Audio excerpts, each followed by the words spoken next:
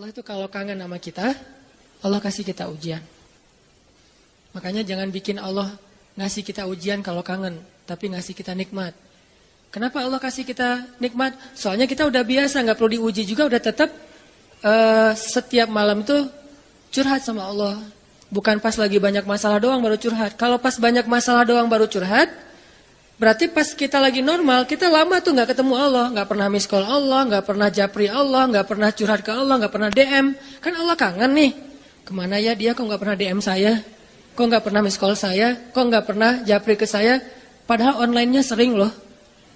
Tapi kok nggak pernah ke saya nih, online-nya masih apa nih? Kan Allah suka gitu sama hambanya, walaupun dengan analogi sosmed ya. Tapi Allah tuh perhatian banget sama kita. Allah nungguin kita datang. Setelah sekian lama kita cuek sama Allah, tiba-tiba kita baru niat mau datang. Duh, udah lama juga ya saya belum japri ke Allah. Baru gitu doang, belum diketik nih, belum typing. Baru niat doang nih, Allah udah bahagia coba. Allah kok baik banget ya sama kita ya. Seolah-olah Allah butuh kita, padahal nggak sama sekali loh. Ghaniyun anil alamin. Allah tuh nggak butuh kepada siapapun di antara hambanya, nggak butuh sama sekali. Tapi kayak seolah-olah Allah tuh yang butuh banget sama kita. Saking baiknya Allah. Allah itu raufun, rahimun, karimun, jawadun, apalagi latifun. Nah, latifun Allah tuh sangat pengen dekat sama hambanya. Itu Allah. Udah lama pergi nih. Sibuk dengan semua orang dijapri, semua orang dia chat sampai tengah malam chat sama orang lain, tapi Allah nggak pernah dijapri. Allah tungguin.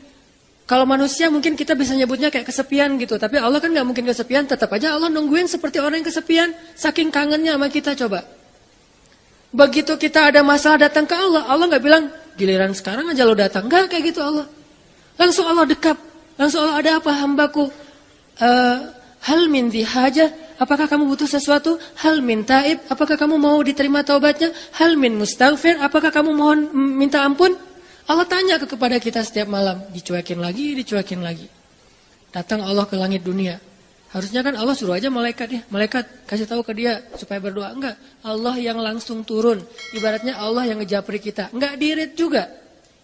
Setiap malam japri, setiap malam enggak dirit. Padahal online-nya, lasinnya tuh per setiap jam bahkan setiap menit dia online terus. Tapi yang Allahnya nggak dirit, ketimpa lagi tuh. Marahkah Allah? Enggak. Kalau Allah marah, pasti kita udah celaka dari dulu juga. Karena kalau Allah udah marah, maka perhatikanlah kaum-kaum sebelum kalian, kata Allah. Perhatikanlah kaum-kaum sebelum kalian, Ad, Samud, atau tokoh-tokoh sebelum kalian, Firaun, Haman, Namrud dan seterusnya. Perhatikan kalau Allah udah marah nih. Berarti Allah belum marah sama kita. Tapi jangan sampai batasan waktu yang Allah buat itu kita lewatin, itu bahaya. Karena kalau Allah sudah menentukan waktunya, nggak bisa ditolak lagi sama kita. Jadi Allah kangen kepada makhluknya. Jadi sifat kangen itu salah satu di antara sifat Allah. Sehingga kalau Allah aja kangen sama kita kangen nggak sih sama Allah? Ini nih pertanyaannya nih. Karena kalau kita nggak kangen sama Allah, nggak fair. Kenapa nggak fair? Allah kan nggak pernah dapat kebaikan apa-apa dari kita, kok kangen sama kita? Berarti Allah kangennya tulus. Kalau kangen kita kan ikhlas ya. Ikhlas dengan tulus agak beda dikit nih. Kalau tulus nggak berharap apa-apa. Kalau ikhlas berharap. Kalau ikhlas itu berharap. Allah aja tuh nggak menginginkan apa-apa dari kita, kangen. Berarti kan nggak ngarapin apa-apa, bisa kangen. Baik banget kan? Nah kita kalau kangen pasti ada ngarapin sesuatu. Kayak kangen orang tua, kenapa? Pengen masakan ibu. Kangen kampung halaman, kenapa? Pengen jajan, pengen lihat suasana yang luar biasa di keluarga. Kan kangen ya kampung halaman. Kangen dia misalnya. Pengen disiapin segelas apa misalnya, green tea lah atau Thai tea atau apalah. Kalau yang standar mah ya, atau kopi misalnya. Kita mengharapkan sesuatu dalam kangennya kita. Kalau Allah kangen gak ngarapin apa-apa. Karena Allah gak butuh kita. Kok kangen? Berarti Allah maha baik. Kangen mengharapkan sesuatu aja baik. Apalagi kangen tanpa mengharapkan apa-apa. Dan yang lebih luar biasanya lagi, Allah bukan cuma gak mengharapkan apa-apa. Kangen pengen ngasih sesuatu kepada kita. Kangen pengen ngasih sesuatu untuk kita. Itu kangennya Allah. Mirip dengan kangennya ibu. Walaupun gak sama, pasti Allah lebih. Kangennya ibu tuh pengen masakin buat kita loh. Kangennya kita ke ibu, pengen masakan ibu. Beda kan? Jadi jangan merasa lebih baik daripada ibu kita ya. Karena realitasnya, jujurnya mah, kita kalau kangen ibu karena pengen dimasakin. Ibu kalau kangen kita karena pengen masakin. Jarang ada ibu kangen karena pengen masakan dari kita. Kan kita nggak bisa masak, kecuali chef lah ya. Chef juga tetap makannya makanan ibu. Walaupun mungkin dia jago dalam masak, tapi ada sentuhan mukjizat dari seorang ibu yang memang nggak bisa dipakai bumbu. Itu lebih ke perasaan, ketulusan cinta. Beda pasti itu. Ibu saya tuh kalau masak, mungkin banyak ibu-ibu lain atau siapapun perempuan yang masaknya tuh enak. Tapi tetap aja kalau yang dimasak oleh ibu tuh beda. Nggak tahu gimana, nggak bisa dijelasin aja pokoknya, beda. Gitu juga yang dimasakin oleh istri.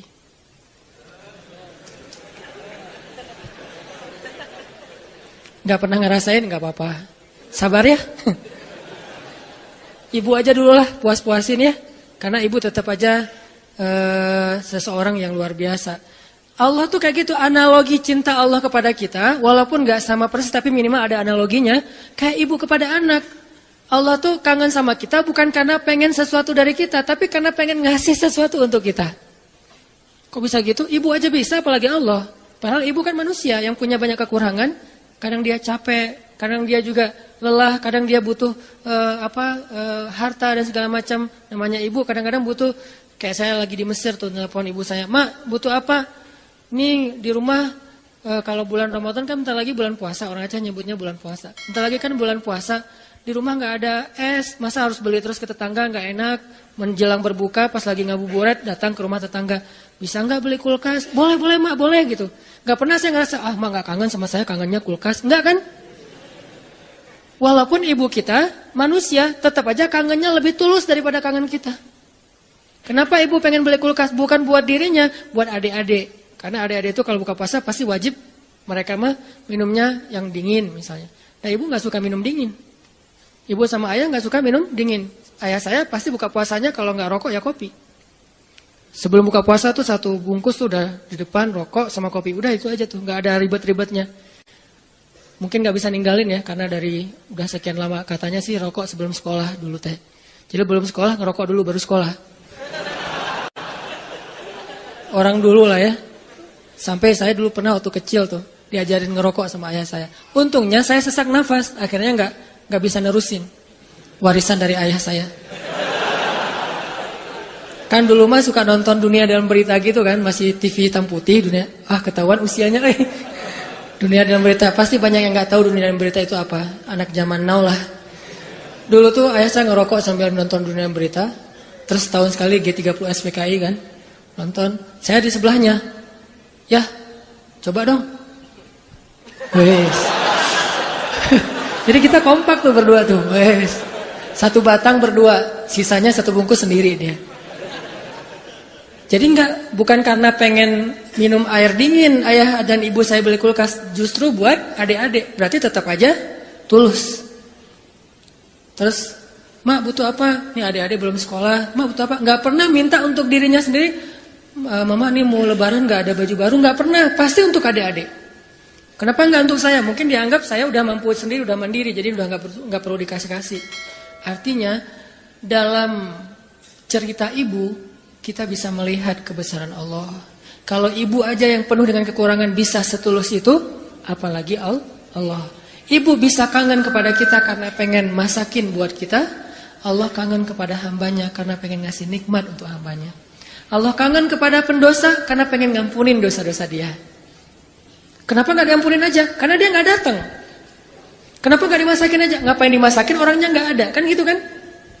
Katanya ibu kangen, tapi kok gak masak masakan kesukaan aku? Lah kamu masih di Bandung, ibunya di Jawa. Ya gimana yang masakin? Siapa yang makan basi? Nah ibu gak makan spesial itu. Sehari-hari paling makan nasi putih, garam, sama telur ceplok. Kalau enggak juga cuma cabai. Saya waktu kecil makanan favorit saya itu nasi putih, garam, cabai. Itu aja dimakan.